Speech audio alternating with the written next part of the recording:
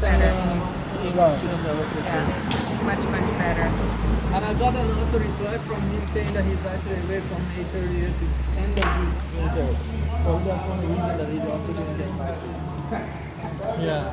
But you know, when one of our researchers is away, somebody else should be covering. I know. Especially for urgent cases like this. So I know Shane Embright is also in charge of trade union within Amnesty International. But I don't know if he still has that position or not.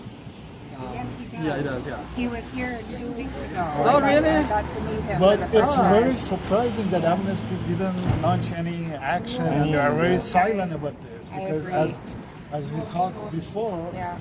well, their credibility it's in danger because people all over the world. Right now, you see that a lot of unions and a lot of activists, a lot of people all around the world. Yeah, It's a worldwide news, and Amnesty. When you see that Amnesty launch action regarding reformists in Iran, which it's good because whoever is as a political person, it doesn't matter what ideology they have, as long as they are not criminal, it doesn't matter. But the thing is, when you see that Amnesty launch campaign to defend them, and when you see that the working class leaders they are in jail for nonsense, and Amnesty doesn't take any action, so you're quite surprised at what's happening. Yeah. But ourselves, for sure, we're going to put pressure on Amnesty, even friendly pressure. But the thing is, we put pressure on ILO that this is ridiculous. Right now, those working class leaders that are in jail, and Islamic Republic of Iran, they are sitting there. Representing the working class in ILO, this is ridiculous.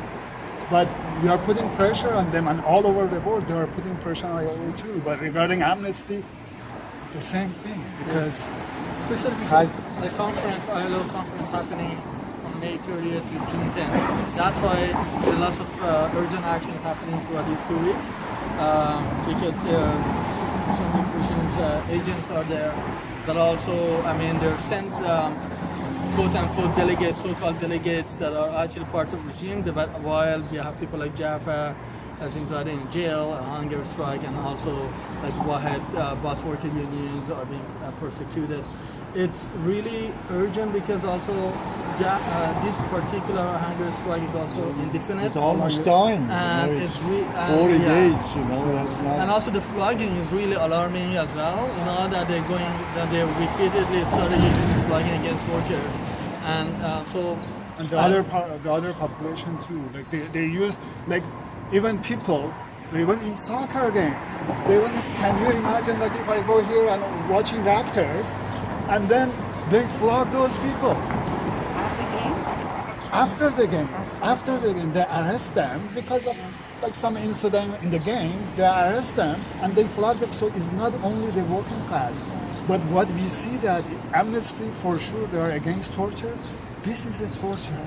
Like before we saw that they do torture regarding the political prisoners, but right now they brought the torture from prison in a street. Inside the street, yeah. In a street, and they're torturing the public, and for sure it's very important. So please you be our voice. I spoke with Ms. Jafar Zadeh yesterday, and she said that they brought him.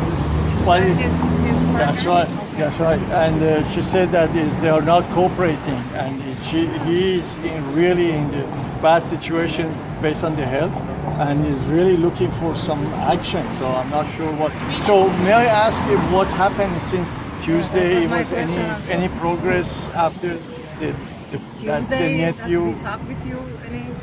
Did you do anything? What's happened after that? Has been any? Everyone about what's been happening since you met.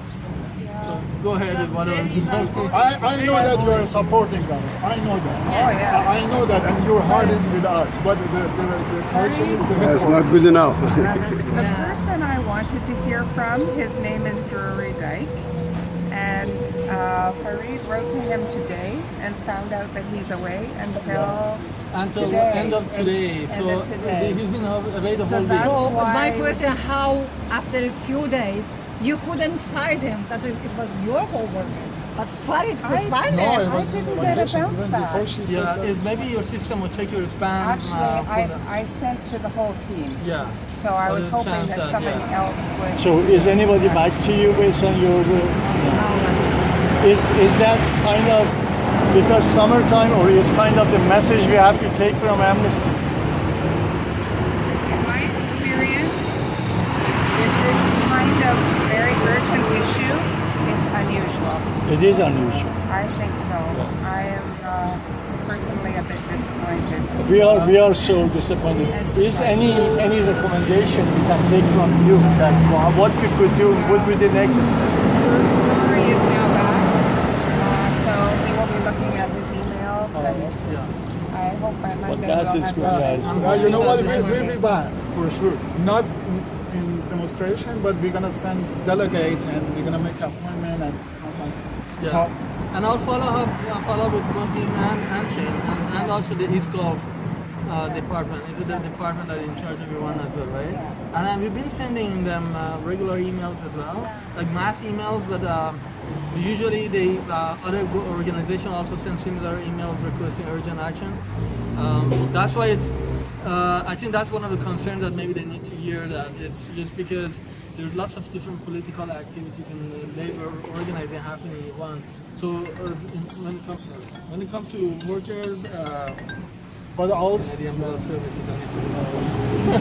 So when it comes to workers issues, Amnesty has been kind of a few years ago they were more active. The last couple of years, while the issues continue to it's actually worsening. Now that the publicly flogging workers, and so many, almost every and each well-known labor activist are persecuted right now. Either inside jail or they have to suspend the sentences. So kind of the expectation is that organizations have to. But maybe it's regarding their policy too, especially after the agreement between Rouhani, the Iranian president, and Western governments. You see that they're actually closing their eyes about what's going on regarding the human rights. A lot of international organizations, they're closing their eyes. Even we see that in 1 year, more than 900 people that have been executed by Rouhani regime. There's certainly all going on. That's just something not is hidden or is not being broadcasted. But this silence is really not acceptable. I think this is all about taking the side right now. This is something you have to see which side you want to be on that. Yeah. The hunger strike and the flogging, they're both very much in Amnesty's mandate. So That's correct, and that's why we are here. should be able to take action. Absolutely. We're asking you to take action, Well, something. It has to come from our international office. So my job is to relay the concerns. So I sent the documents Tuesday at 5:30. Would be possible that you kindly forward our messages at least as urgent to somebody may at least be responsible or say Did that at 5:30, And they did 2 hours after I met you. sure. And Farid has done the same today. He sent the same. So